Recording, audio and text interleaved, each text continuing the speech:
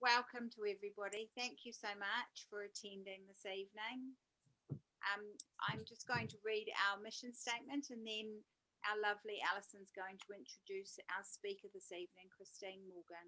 Thank you so much for being with us, Christine. I can't hear you. You're very low.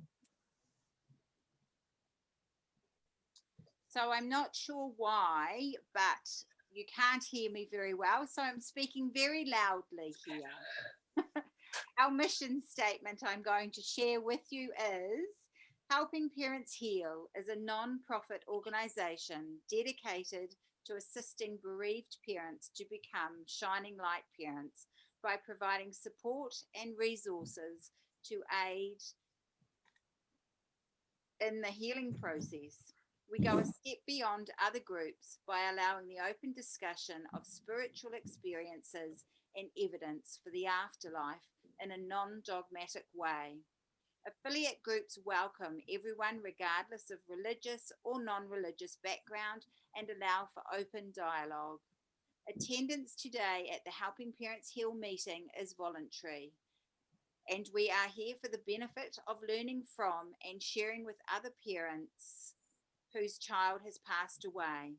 It is understood that our discussions are intended to be confidential and not designed to replace traditional therapy or spiritual counselling. Helping Parents Heal offers a wide variety of speakers to allow parents to be informed about many possible ways to heal, to connect with their children, and to learn about the afterlife.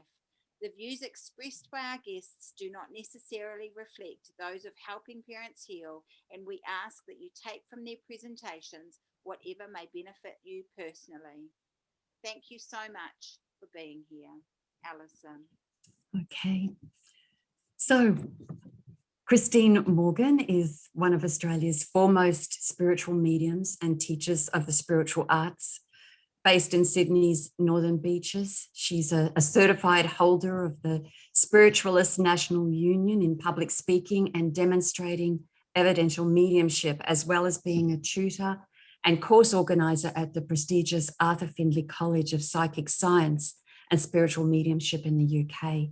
Christine's worked internationally for 30 years in the field of spiritual mediumship and the intuitive arts. Her natural medium abilities stem from a long family lineage of natural intuitives and mediums and has been further honed through extensive classical training. In 2011, Christine founded the School of Intuitive Arts and Mediumship to create a community of learning for those who are interested in spiritual mediumship and the intuitive arts. The school strives to maintain the highest level of educational and ethical standards in spiritual mediumship and to bring awareness and understanding of spiritual and psychic work to the public and seekers of spiritual growth. Christine has worked extensively with parents and family members who have lost loved ones through suicide. She understands firsthand the pain for survivors, having also lost people close to her in this way. I just wanted to say I had a really wonderful reading with Christine a few months ago, so I'm especially delighted to have you here tonight, Christine. Just before I hand over to you, I just wanted to check for people if you want to ask questions. Christine, is it okay to ask as we go, and Joe and Ali will field the questions so you don't have to kind of keep checking. They'll actually verbalise them. Or would you rather wait till the end? No, I think an interactive session is fabulous. All right, that's perfect. Well, over to you, and thank you again. Okay, well, first of all, welcome everybody, and thank you very much, Alison, for your kind invitation of coming along to chat to you this evening. It is something that's very close to my heart as a spiritual medium. So I'm not really interested or bothered what anybody believes or any belief system of how anybody operates, because I believe that your belief systems change as you go through your journey of life. However, the spirit world, and whatever you want to call that, is something that doesn't change. It's there and it's alive and living, and it really reacts into all sorts of religions, all sorts of belief systems, We all just express it differently. For myself, I'm a spiritualist, so I'm an evidential medium, and it is my role to use my ability to offer evidence of an afterlife. So I don't try to prove it to you.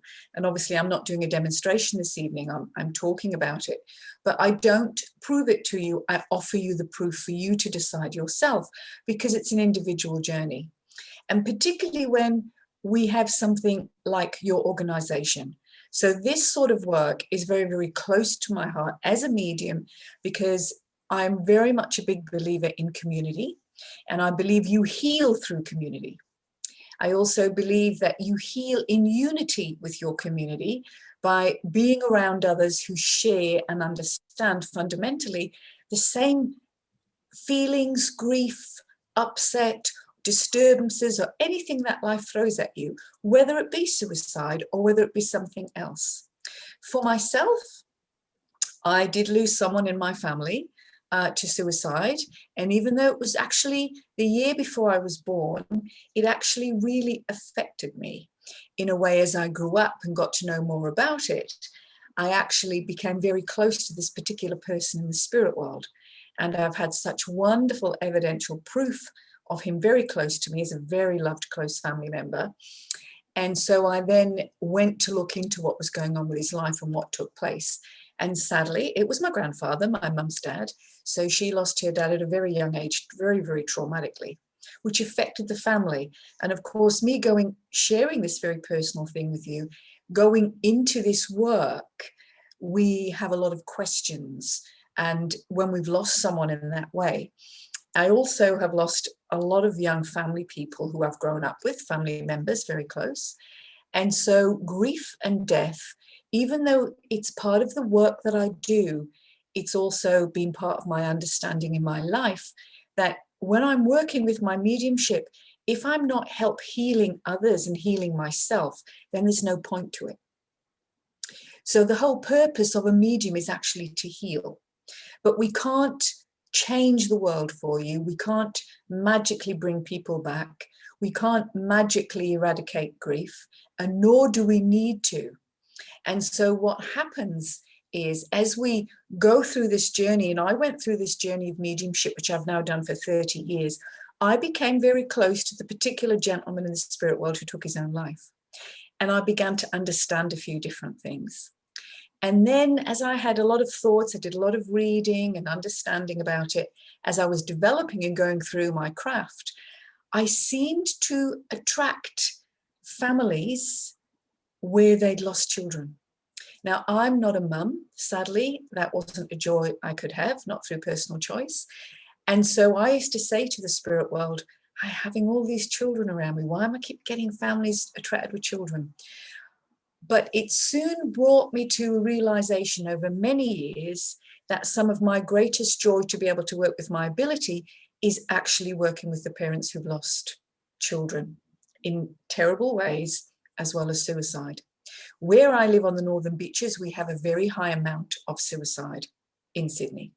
It's quite crazy. And I have a lot of clients, and I know a lot of families where I'm involved, and also where I still, to this day, even 20 years later, with some families in Perth, where I first came from, I'm still in touch with them. And so to me, it's something in my heart that's really important.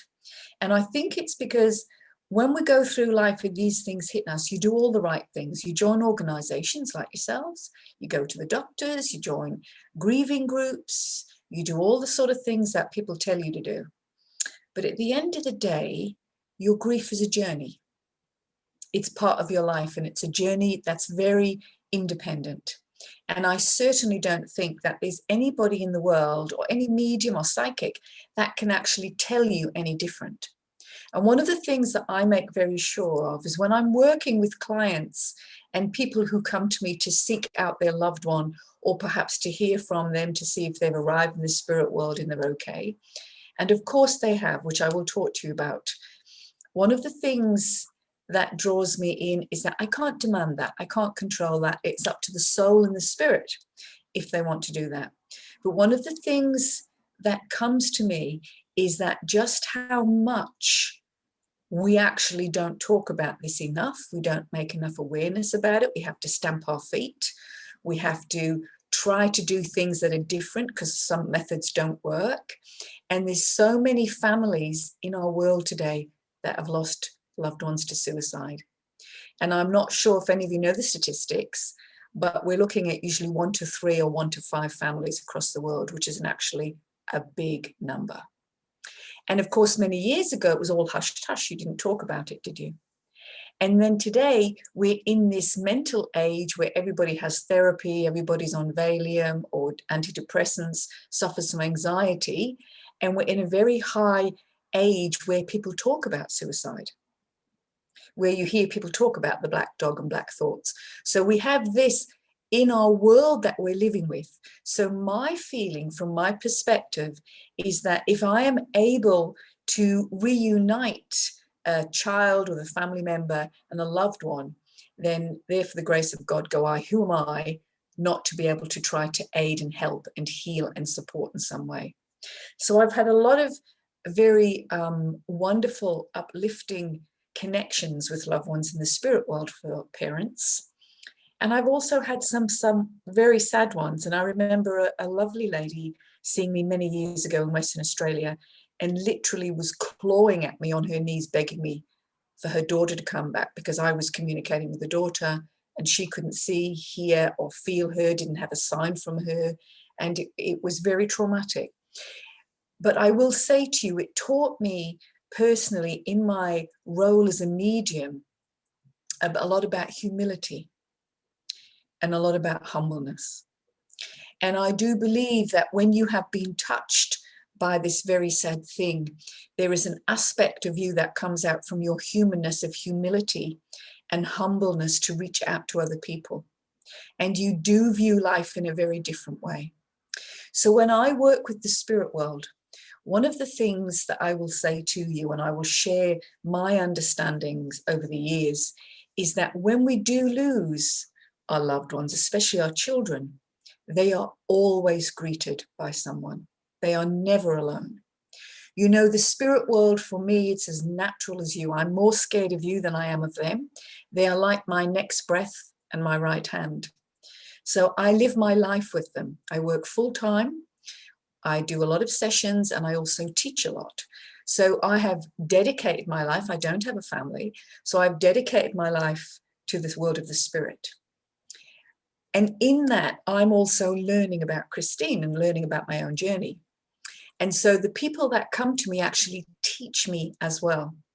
And so when I'm working with families with this sort of situation, one of the first things I always like to say is that your loved one is always with someone.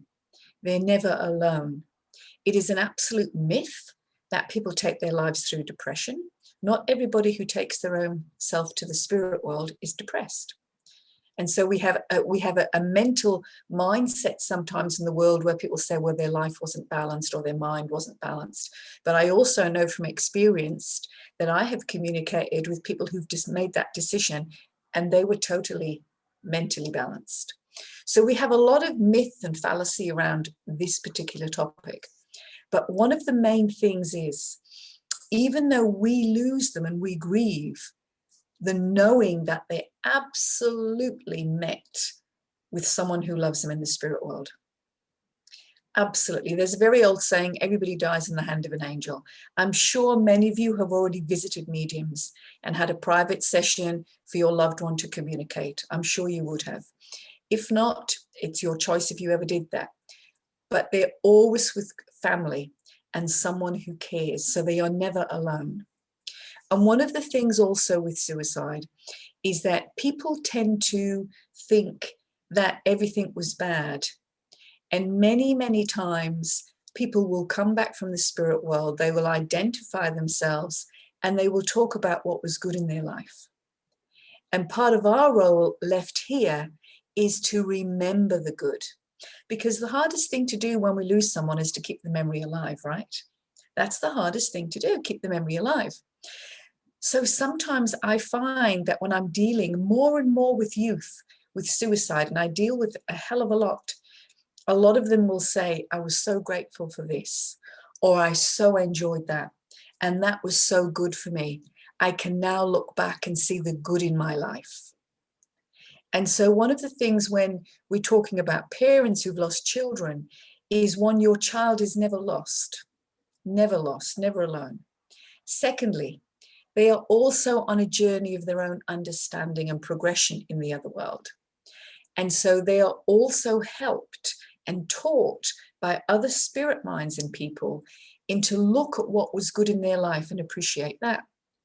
We often find, and I know that I've had young people come back to me and they help their mates. I've just been involved in a very, over the last few years, tragic situation where a whole domino, like a set of dominoes of young men, all took their own life because their best friend was killed. And it went 1, 1, 1, 1, 1. They all just popped themselves away and by their own hand took themselves to the spirit world because they were in such grief and depression. They were upset with each other, and it had a domino effect, which affected a lot of families. And it didn't just affect the families, but then it affected people at school, in groups they connected with, in the whole community, the environment. And it's quite tragic when that happens, obviously. And we don't know today why you think like that. We don't know what makes them tick or what makes them go and do this sort of thing. So I believe our role, our job in the healing is to, one, bring more awareness, but also to make easy pathways for people to approach us.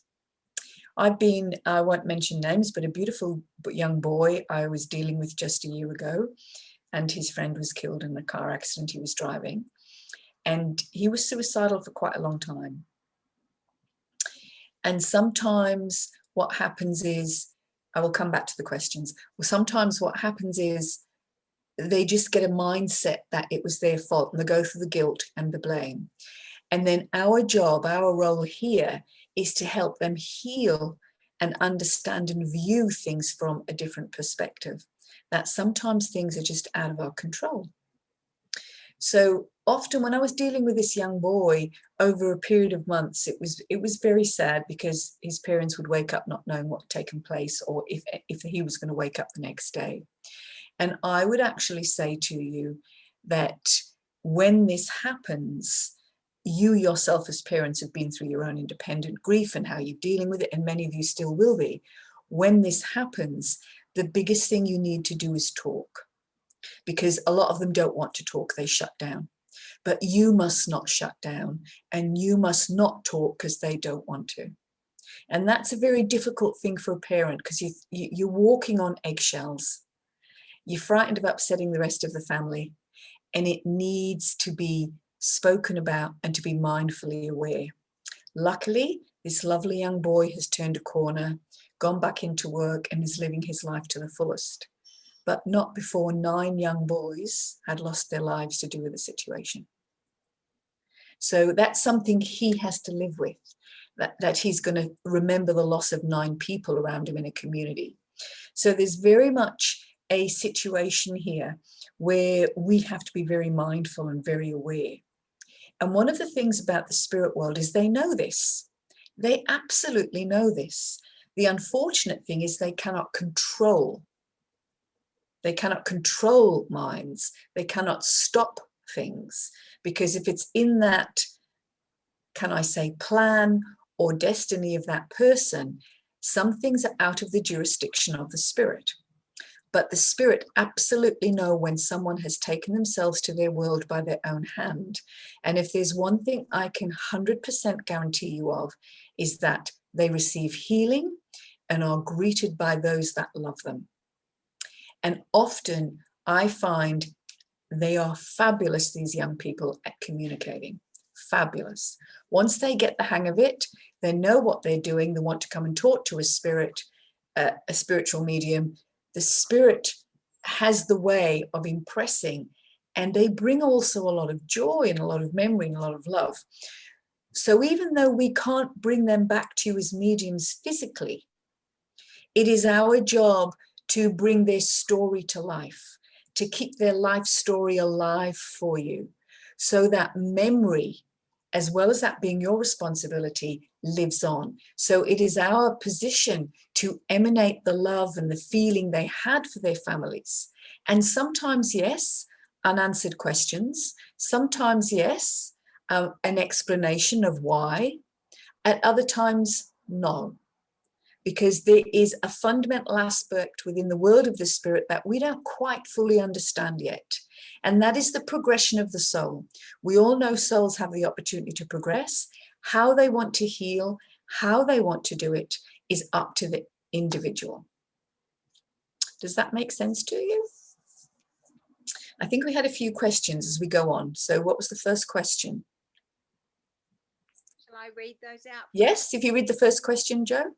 So, are you able to talk about some of the signs that you have had from this family member? Alison was asking. Okay. Well, I had a lovely story of when I first began my journey over 30 years ago. My grandmother read the teacups, my mum reads the teacups, and I come from a family where, you know, the girls all pick up the jewelry and they talk to each other about their dreams. So very, very psychic family. So it was very strong in my mother's family. And also my father, whom my mum married, was a medium where the inherent ability runs through. But my granddad, who took his own life, my mum's dad, he also dabbled with mediumship. So it was in the blood. And it was through him that I actually saw what was taking place with me in my development in the spirit world. I saw him in a dream. I'd never met this man. There was only a couple of photographs that existed. He died the year before I was born.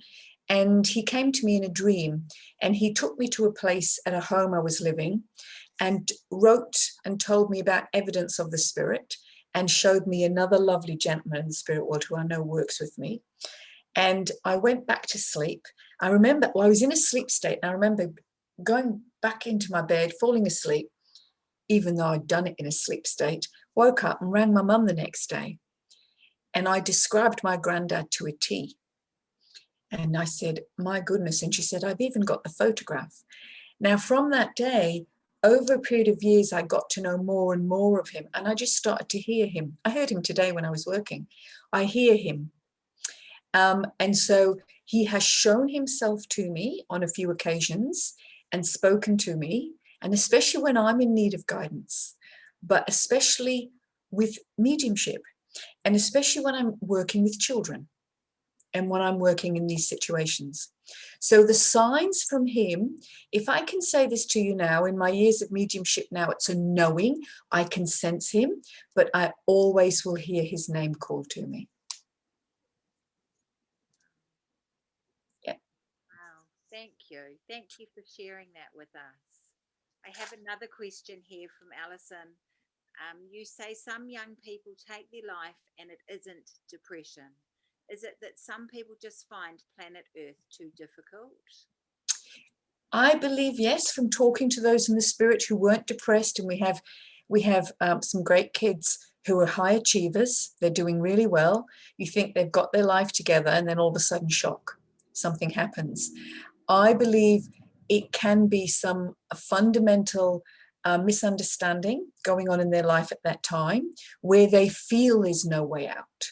And that doesn't mean they have depression, but just in their own mental capacity, they don't feel there's a way out. Or sometimes they feel it's weak or immature or a bit silly to ask for help or to discuss these things.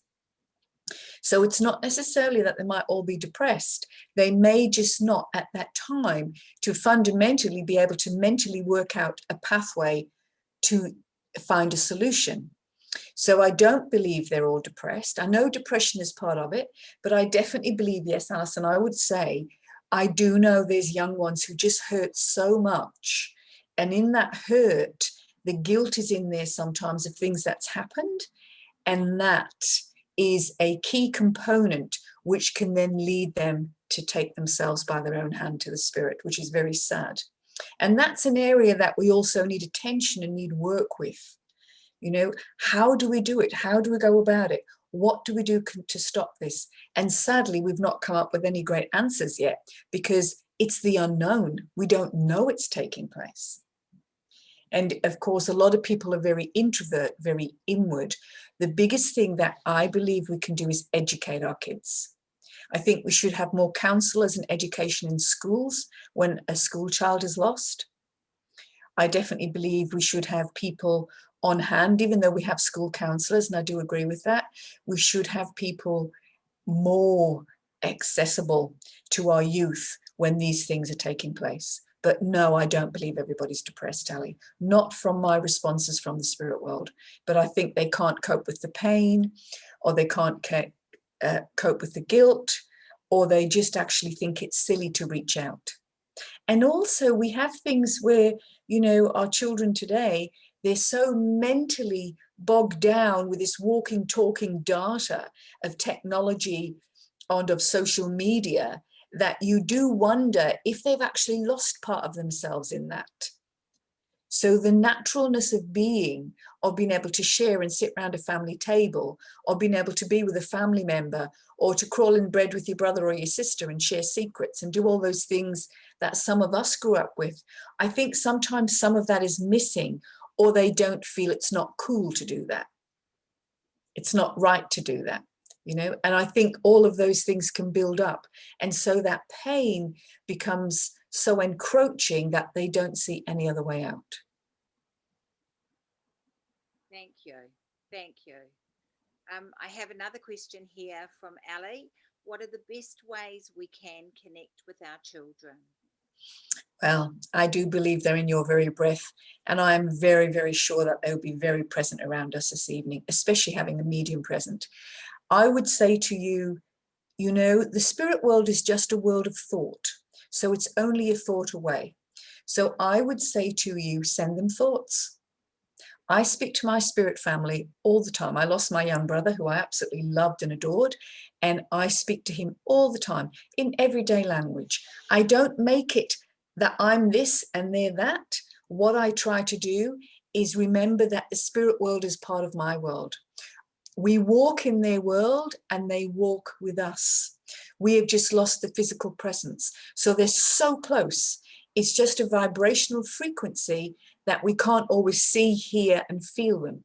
So the best way to let your loved ones know that you're thinking of them, which does not mean you throw questions at them, you demand of them, or they're going to be there 24 hours with you, because they have to live that life in the spirit.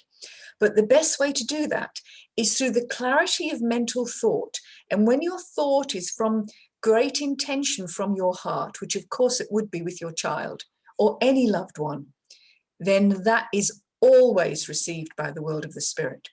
So if you talk, you want to know for signs, you talk about things. You know, you have it in your head. Okay, it was your birthday yesterday, or it's your birthday next week, and I'm going to buy you a chocolate cake, because I know you love chocolate cake, so I'm going to indulge in the chocolate cake, but I'm going to buy the chocolate cake for you. You buy the chocolate cake, you have the chocolate cake, and as you have the chocolate cake, you think and you sing happy birthday. I sing happy birthday to all my lovely family members in the spirit world. It was my grandmother's memory on the 21st of June, solstice, and she's been gone since 95, and I was singing and celebrating to her. So it was a celebration for her, because she came out of a state of being brain dead with a coma state, but it was such grief for us. And I held her funeral, and I went back in my mind through those days, and I spoke to her like she was living and breathing with me. Now, they do not come back and bang, they talk to you straight away, but that loving thought is carried through vibration through to someone to actually respond to you in a way that it might be, for instance, you keep hearing the song on the radio. You might all of a sudden be drawn to a title of a book, or you see a statement somewhere that relates to them. There is signs and signals in our universe so much, but I always say to you, get it 3 times. Get it 3 times, get the consistency. My brother Eddie, his name was Eddie, and I'll share a personal story. When he passed, I was questioning him about something, and I remember over a period of 2 weeks, it was when a program was out and the main character was called Edward, and I kept seeing T-shirts saying, Edward would not do it, Edward would not do it. And I saw the T-shirt 3 times in 3 weeks, once in Australia and twice in Canada. And I went, that's it. That's it. And so it comes in a way that you have this openness and this awareness to it, but it's not like you're directly looking for it. Does that make sense? It's in the subtleties. It's in the gentle subtleties that the spirit whisper to your mind and your heart. It's not boom, crash, I'm here, mum, I'm here, dad, do. That will not happen. It's like a gentle whisper that caresses you and your heart, and you feel it. You walk into their bedroom, you pick up a piece of clothing, and that sense of being so close to them, that essence, is what brings them to you. It's a strange smell, a sound, a thought, and they whisper. They whisper to your heart, and it's like, I'm there, I'm there, I'm here. We just can't have them physically. So there's a lot of signs that parents get. I totally believe with that. I totally agree. I think you get them in an unusual way, and I don't ever think you should doubt them unless they're a bit far-fetched and silly. But I believe that through the wonderful higher intelligence of the spirit world, they are able to touch us and reach our minds in ways that we can't understand. So it's all about thought, because the world of thought is vibration. Exactly. If I can just come to Alison without being betraying the confidence, how did Alison's loved one know to come to Christine Morgan, the medium? And how did they know she was going to talk to me that day? Through thought. Alison had the thought, I'm visiting Christine, the medium. The loved one picks a thought up and comes close to the medium's mind and impresses them. That's how it's done. It's so simple. But it's not like you're going to have an ongoing conversation. You're not going to get all your answers. It doesn't work like that. You may find in little ways they will, but you will find when you least expect it, their presence is very close to you. Wow, thank you, Christine. It's just a beautiful way to express and give us hope. Yes, of course. Because they, you know, you live with them as they live with you. We just don't have the physical, but we walk in both worlds. And I certainly walk between two worlds every day. Thank you. Was there another question? Yes, there's more questions. Yes, just throw them at me. That's okay. Now, there's a couple that I can kind of combine, which is, could it be that suicide is a part of a soul plan?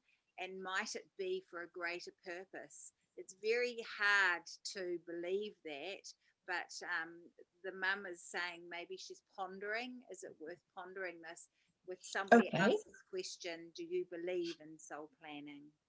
Well, I will answer from a personal perspective. I do believe that our destiny is created for us, and I do believe that we have a soul plan, but I do believe that nobody on this earth has popped their clogs and gone up there for a weekend, done a little bit of a course and come back and is going to tell us how it is. So no one's popped up to the spirit for a weekend to say, yes, soul plans do exist. Yes, that is destiny, and come back and say it's 100% true. So you must remember, all of these theories are absolutely theoretical. And they can be based on great experience and research, but there's still always a defining factor. The same with mediumship. We offer you evidence. I mean, I know within Christine that I absolutely know the spirit world exists and I communicate with them, but I can't give anybody else my belief or feeling that way. So I do believe that there possibly could be something like that that we don't understand. But one thing I will say, I believe whoever your God is, whatever God or aspect of worship that you believe in works for you, I don't believe that they dominate and create death. I do not believe that they say, oh, that little one's going to come over here, they're going to take themselves to our world, they're going to commit suicide, etc. I think if a God was acting like that, I think he would need a new one. I think it's just life. And I think life is an experience. And I believe that the experiences that we have in our lives sometimes shape our destiny without us realizing that's taking place. But I don't believe that someone sits there or someone devises a soul plan or a destiny for anybody in particular. I'm a great believer you create your own destiny. And so therefore, I will throw this at you, then we perhaps create our own soul plan. Well, There's no such thing as a bad God, whatever your God may be. thanks. I mean, I communicate with many different people from different religions. Yesterday, I was working with a beautiful Hindu family who'd lost their family with COVID. And the way their beliefs and how the burial and everything that took place was very beautiful because it was meaningful to them. And it was important to them how their family were looked after in that death process. And I don't think there's anybody that should be saying this is right and this is wrong. It's definitely a personal, individual experience according to one's own belief and according to one's own heart. But we will all, regardless of that tree of beliefs, go to the spirit world. Thank you. I've got a few questions here, Christine, which is Yeah. wonderful. Alison's asking, does grief impact the ability to connect or feel our children in spirit? Yes, sometimes I do believe it does. I believe sometimes our emotion gets ridiculed by the brain. And so the emotional mental mind becomes so overdrawn and worn down with the grief that sometimes our sensitivity to the other world can be a little bit low. So I would say sometimes our grief we can't hold people back. Let me tell you that. They don't get caught between worlds. There's no such thing exists. You take your last breath and your next breath, you're in the world of the spirit. So there's no getting caught between worlds. There's no getting trapped in grief, but they would know that you are in a heavy state of grief. And I will say this to you, they are grieving as well. Our loved ones grieve for us as well. And we sometimes think about ourselves being left here. But what about them losing their lives and going to the other world, regardless of choice? So the grief sometimes can be felt by those in the spirit world, but it is at that time that you will find that they administer healing or you were guided to a medium or to someone who to talk to. It doesn't necessarily have to be a medium. It can be a lovely person that holds your hand and just listens to you, just shares a cup of tea with you, just is in your presence. I certainly don't recommend everybody run out and research a medium when they've lost someone. I think, again, that's a very personal journey. But sometimes the grief can stop us from moving forward. It does not stop the spirit. But then again, I say, how can you put a time frame on grief? My brother's been gone 13 years and I can't even open his box of clothes that I have. When I go in there, I just go to pieces. If I hear the song on the radio, I start singing to him. The tears come down. And then sometimes I talk to him out loud and think you'd be laughing at me here and you'd be saying this. And then sometimes little things come up and I'll feel his face really close to me and say, am I imagining that or are you here? Does it matter? It's only just the fact that I just feel him and I want him to know he can feel me.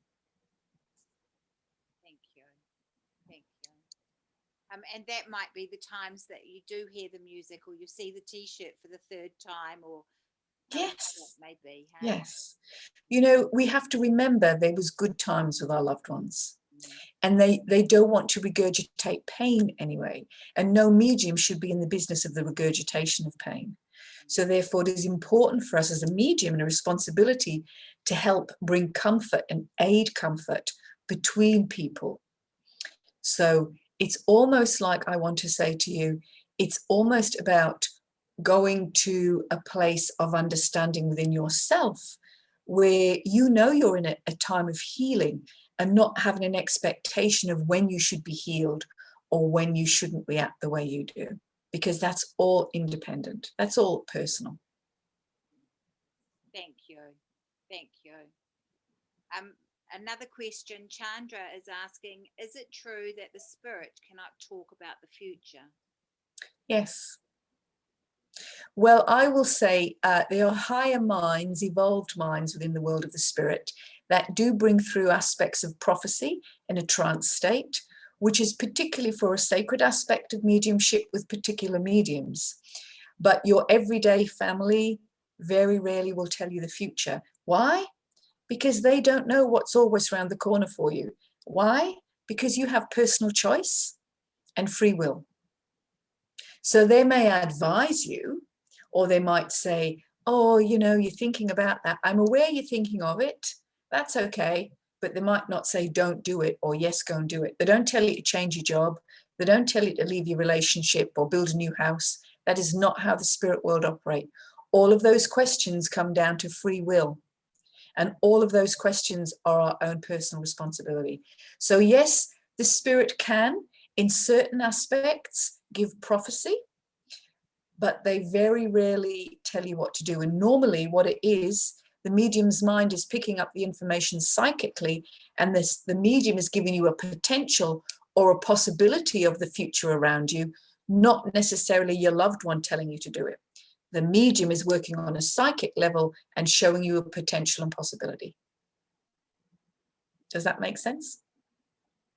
Thank you. Beautiful. Definitely. Ali's asking, do you think there is information about what our children are doing in spirit that we are not meant to know on the earth plane?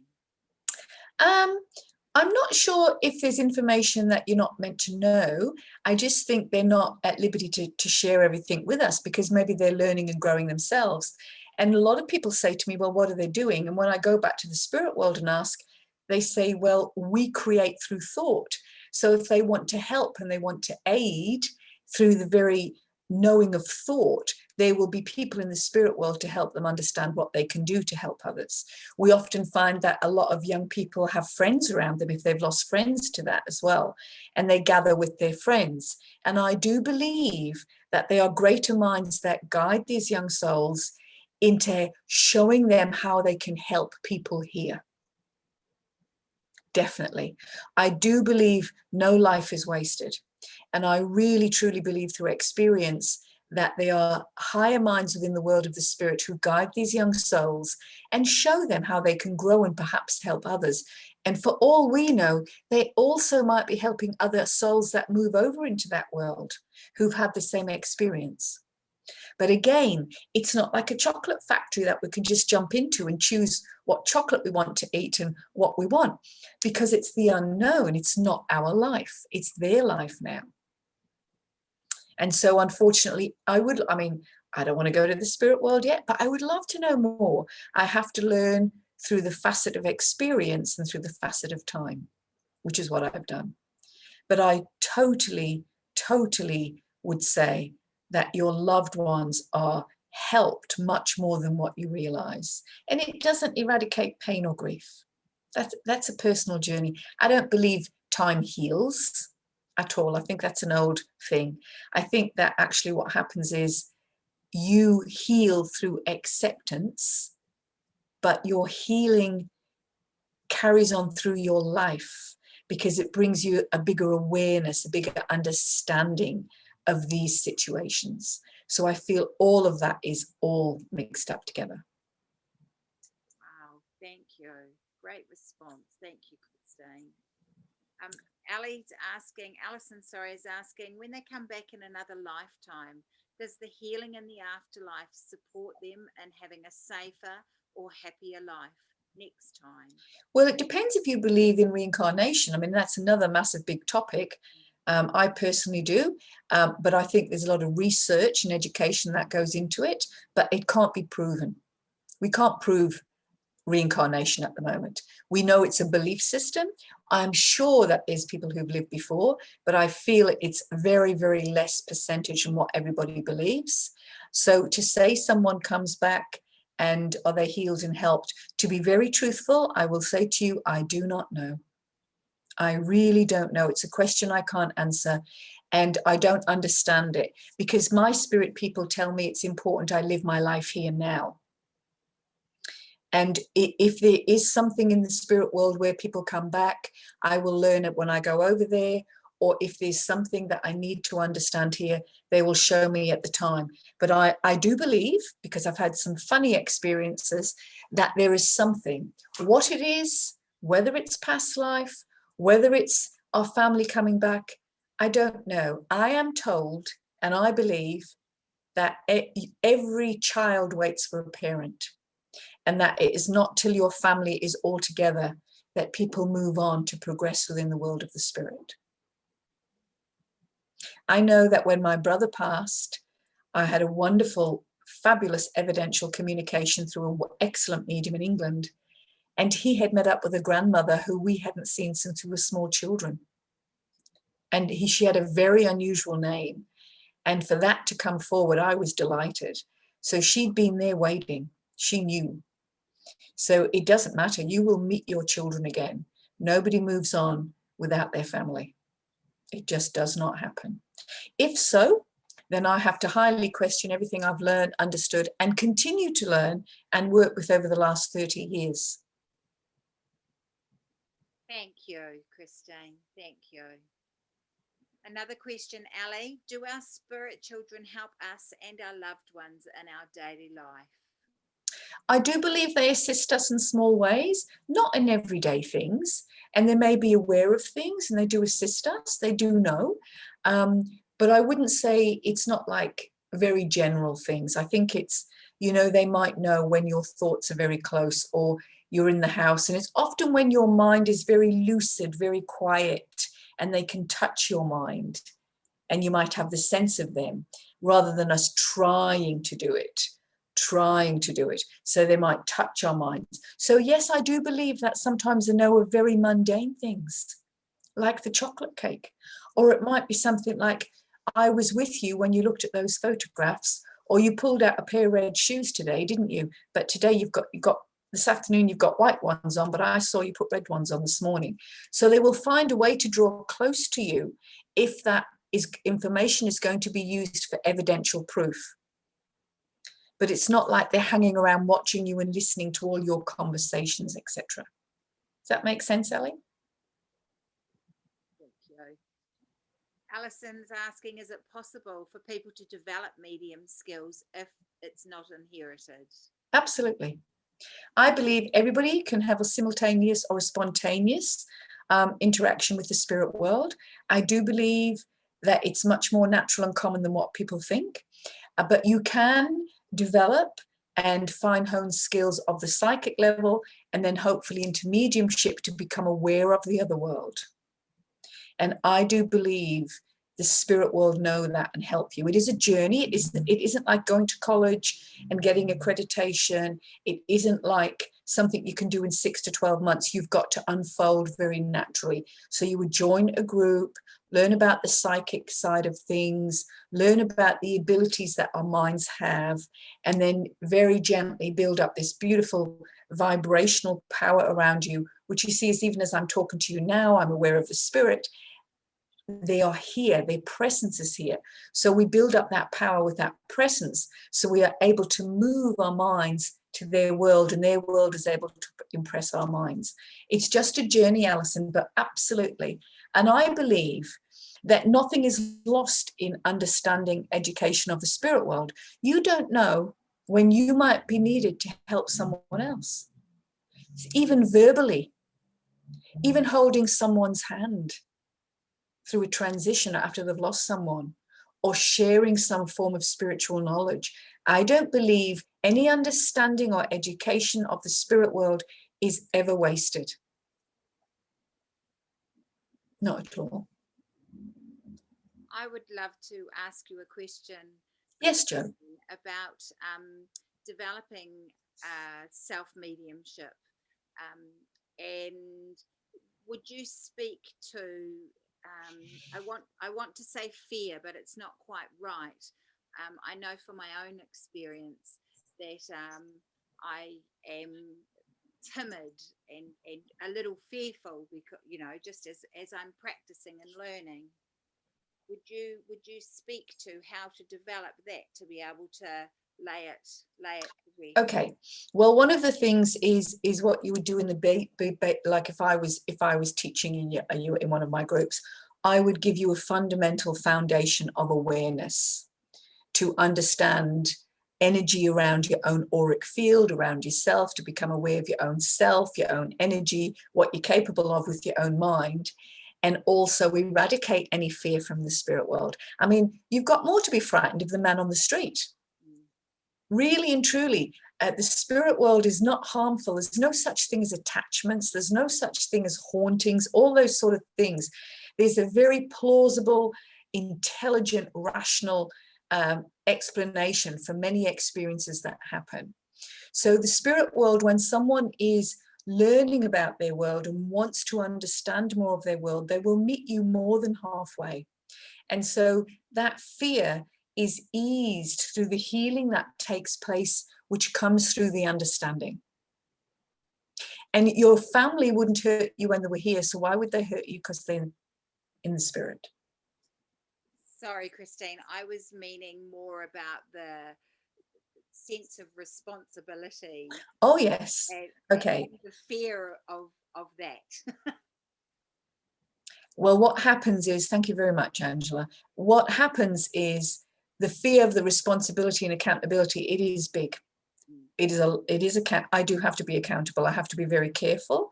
And therefore you are trained in a way how to speak about it, how to say with people, because if you fundamentally go on that pathway where you actually do work with people, then by the time you get to that, you will understand the protocols of how we operate.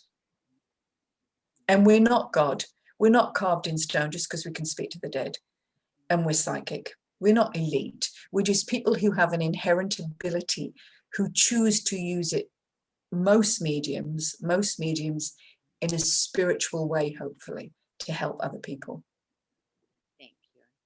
But there's no fear. Your fear would be eradicated through the unfoldment development process. Thank you. Thank you. You're welcome. Okay. I think we've gone through the questions that people have. Yes, fabulous. Which is wonderful, and you've answered them so beautifully, Christine. Thank you so much. You're very welcome. It's been a delight just to talk to you. I think it's very important. It's very, very important, especially when you've been a parent that's lost someone, and it's very important to bring the notification of suicide to the public. I'm really happy this is going to go on YouTube. I do think we need more awareness out there. And I feel there's unity in community. So I feel everybody needs each other, no matter where you are in the world. Now with Zoom, we can reach out, and there should always be an ear to listen and a hand to hold to guide people through this understanding. The quagmire of grief, of shock, of pain that everybody goes through with loss, and particularly in these situations, we should make this awareness as loud as we can so people feel safe of a place to come and to talk and to share. But also, from my perspective as a medium, is to bring a sense of peace and comfort as best as I can in the aid of healing with this, to know that your loved ones are cared for and greeted in the other world, no matter if they take their own life. Someone will be there. They will be looked after. They don't get caught or trapped anywhere, and they will be aided with the healing that is needed for their mind to be at peace with the act that which they have done. And that's very important, and it's done in the most loving way. It is done with absolute love. They are not ridiculed, they are not shunned, or they're not told off.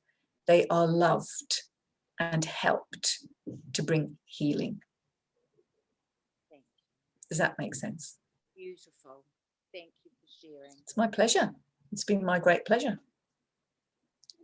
Well, I'm not sure if anybody else has got any other questions. They're saying thank you so much, Christine. It's been wonderful. So many questions, and thank you. No, you're very, very welcome. Thank you very much for inviting me. I hope that it's helped. Alison does have my website details, and I'm certainly there. If I might just put that on the chat. Should I do that? Yes, so you can. It's just www.christinemorgan.com.au. So I am available for private sessions. Oh, spelling mistake. Sorry. And it's www. private sessions and to chat and to share. Thank you. Do you have any idea at the moment, Christine, of the wait time to have a private session with you? The best thing to do is email me. I'll probably get in the next 2 weeks. Perfect. Thank you. Yeah, I limit them obviously because I teach. I've got a lot of development groups going on, if any of you are interested in development. So just email me and I can set something up for you, and we'll do it by Zoom. Wonderful. Or Skype or phone, whatever is best for you. That was going to be my next question. Thank you so much, Christine, about the development. You're very, very welcome, and thank you very much. And I wish you all peace in your healing. Yeah, thanks so much, Christine. So good to see you again. Thank you, Alison. Thank you very much. Thank you so much. Okay, An God bless. amazing session. Thank you so much. Bye-bye, Chandra. Thank you for joining us from India. We will share your details. I will take that from Alison and share it as well on the HPH India page. I'm sure our mothers will also benefit a lot from, even if they want to do a personality, even if they want to do a spiritual development course with you, I think a lot of them will be interested. Not a problem. We can do that. Okay. I wish you peace and healing, all of you. Thank you. Christine, much love. Bye-bye. Bye, everybody. Bye. Bye.